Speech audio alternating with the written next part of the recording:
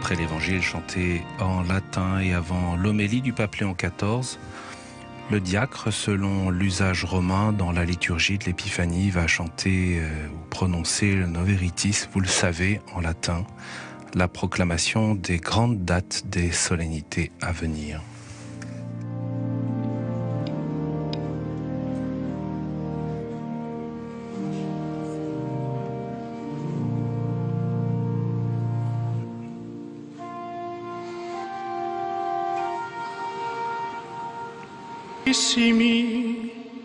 Quod annuente Dei misericordia, sicut de nativitate Domini nostri Iesu Christi. Notre Seigneur Jésus-Christ, le dimanche 5 avril. L'ascension de notre Seigneur Jésus-Christ sera fêtée le 14 mai. La Pentecôte sera fêtée le 24 mai. La fête du corps et du sang du Christ aura lieu le 4 juin. Le dimanche 29 novembre sera le premier dimanche de l'Avent de notre Seigneur Jésus-Christ, à qui soit l'honneur, la gloire pour les siècles des siècles. Cum gaudio celebrabitis.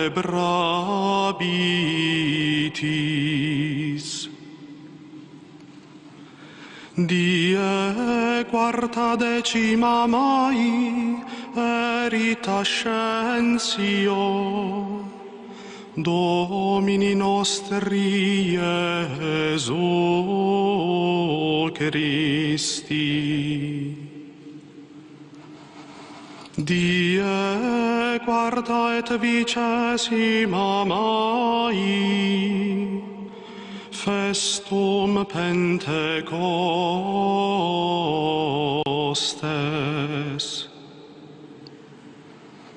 Die quarta Iuni Festum Sanctissimi Corporis et Sanguinis Christi.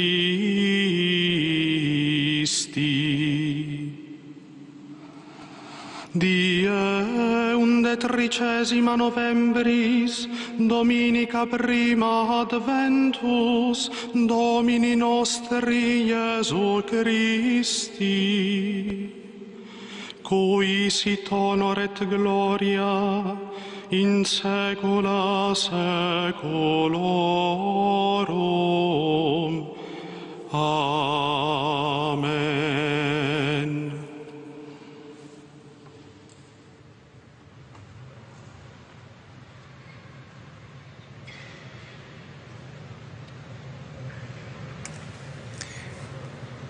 C'est maintenant le pape Léon XIV qui va prononcer l'homélie en cette fête de l'Épiphanie et clôture de l'année sainte 2025, le jubilé de l'espérance.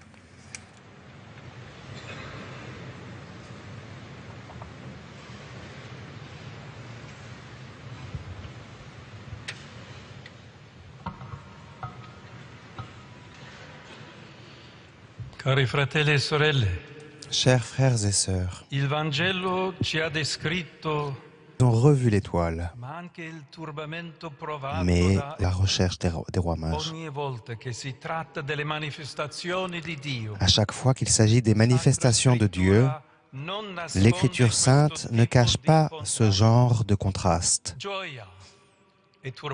Joie et trouble, résistance et obéissance, peur et désir. Nous célébrons aujourd'hui l'épiphanie du Seigneur, conscient qu'en sa présence, rien ne reste comme avant. Ceci est le début de l'espérance. Dieu se révèle et rien ne peut rester immobile. Une certaine tranquillité prend fin, celle qui fait répéter aux mélancoliques « rien de nouveau sous le soleil ». Quelque chose dont dépendent le présent et l'avenir commence, comme l'annonce le prophète. Debout resplendit Revêt-toi de lumière, car elle est venue ta lumière, et la gloire du Seigneur s'est levée sur toi. Il est surprenant que ce soit justement Jérusalem qui soit troublée, ville témoin de tant de nouveaux départs. En son sein, ceux-là même qui étudient les Écritures et qui pensent avoir toutes les réponses semblent avoir perdu la capacité de se poser des questions et de cultiver des désirs. Au contraire, la ville est effrayée par ceux qui viennent de loin, animés par l'espérance, au point que la ville perçoit une menace dans ce qui devrait au contraire lui procurer beaucoup de joie. Cette réaction nous interpelle, nous aussi, en tant qu'Église. La porte sainte de cette basilique, qui est la dernière à être refermée aujourd'hui, a vu le passage d'innombrables hommes et de femmes, pèlerins d'espérance, en route vers la cité aux portes toujours ouvertes, la Nouvelle Jérusalem. Qui sont-ils et qu'est-ce qui les anime? À la fin de cette année jubilaire, la recherche spirituelle de nos contemporains, bien plus riche que nous ne pouvons peut-être le comprendre, nous interpelle avec une gravité particulière. Des millions d'entre eux ont franchi le seuil de l'Église. Qu'ont-ils trouvé? Quel cœur, quelle attention, quelle correspondance? Oui, les mages existent encore. Ce sont des personnes qui acceptent le défi de risquer chacun son propre voyage et qui, dans un monde tourmenté comme le nôtre, repoussant et dangereux à bien des égards, ressentent le besoin d'aller, de chercher. Homo viator, disaient les anciens. L'homme est voyageur. Nous sommes des vies en chemin. L'Évangile engage l'Église à ne pas craindre ce dynamisme, mais à bien le saisir et à l'orienter vers Dieu qui l'a suscité. C'est un Dieu qui peut nous troubler, car il ne reste pas immobile entre nos mains comme les idoles d'argent ou d'or.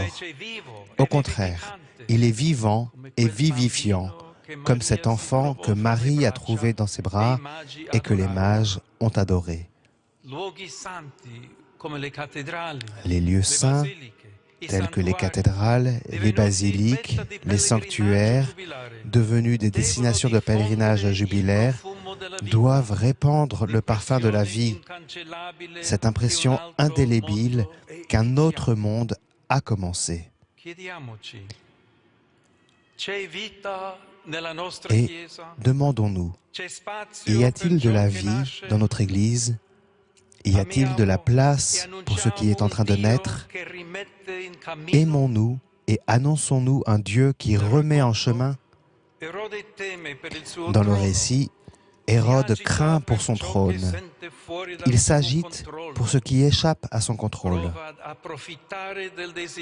Il tente de profiter du désir des mages et cherche à détourner leur quête à son avantage propre. Il est disposé à mentir, il est prêt à tout. La peur, en effet, rend aveugle. La joie de l'Évangile, en revanche, libère. Elle rend prudent, certes, mais également audacieux, attentif et créatif. Elle suggère des voies différentes de celles déjà parcourues. Les mages apportent à Jérusalem une question simple et essentielle. Où est celui qui vient de naître? Combien il est important que ceux qui franchissent la porte de l'Église sentent que le Messie vient de naître, qu'une communauté s'y rassemble qui est née de l'espérance, qu'une histoire de vie s'y déroule. Le jubilé est venu nous rappeler qu'il est possible de recommencer, et même que nous ne sommes qu'au début, que le Seigneur veut grandir parmi nous, qu'il veut être Dieu avec nous. Oui, Dieu remet en question l'ordre existant. Il a des rêves qu'il inspire encore aujourd'hui à des prophètes. Il est déterminé à nous racheter des servitudes, des esclavages, anciens ou nouveaux. Il implique des jeunes et des personnes âgées, des pauvres et des riches, des hommes et des femmes, des saints et des pécheurs, dans ses œuvres de miséricorde, dans les merveilles de sa justice. Il ne fait pas de bruit, mais son royaume germe déjà partout dans le monde. Combien d'épiphanies nous sont données ou sont sur le point de nous être données, mais elles doivent être préservées des intentions des Hérodes, aux peurs toujours prêtes à se transformer en agressivité. Depuis les jours de Jean le Baptiste jusqu'à présent, le royaume des cieux subit la violence et des violents cherchent à s'en emparer.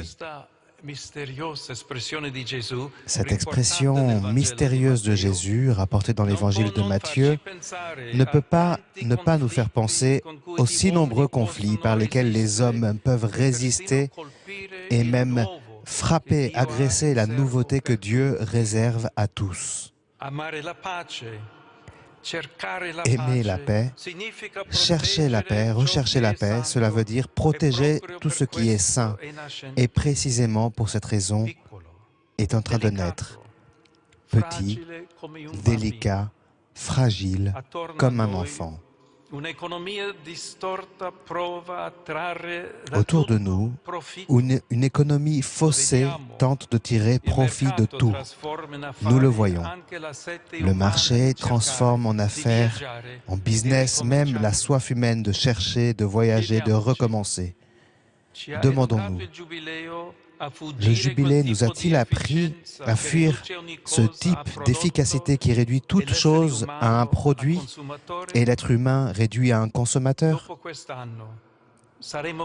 Après cette année, serons-nous davantage capables de reconnaître dans le visiteur un pèlerin, dans l'inconnu un chercheur, dans ce qui est loin un proche, dans celui qui est différent un compagnon de route?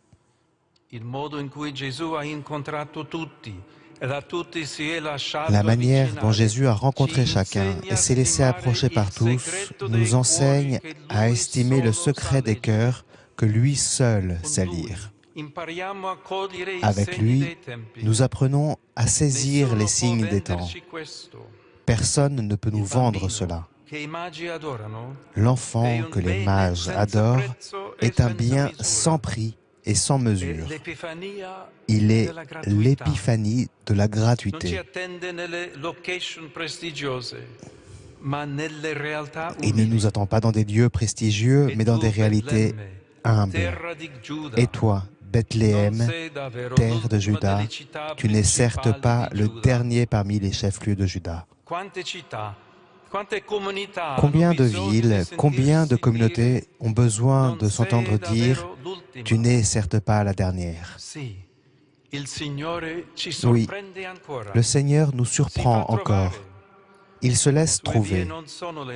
Ces voix ne sont pas nos voix, et les violents ne parviennent pas à les dominer, ni les puissants de ce monde à les bloquer.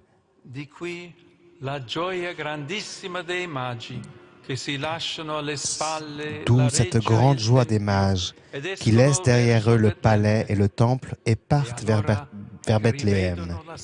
C'est alors qu'ils revoient l'étoile. C'est pourquoi, chers frères et sœurs, il est beau de devenir des pèlerins d'espérance et il est beau de continuer à l'être ensemble. La fidélité de Dieu nous surprendra encore. Si nous ne réduisons pas nos églises à des monuments, si nos communautés sont des foyers, si nous résistons ensemble aux flatteries des puissants, alors nous serons la génération de l'aurore.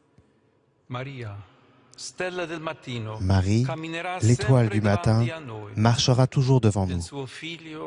En son Fils, nous contemplerons et servirons une humanité magnifique, transformée non pas par des délires de toute puissance, mais par Dieu, qui par amour s'est fait chair.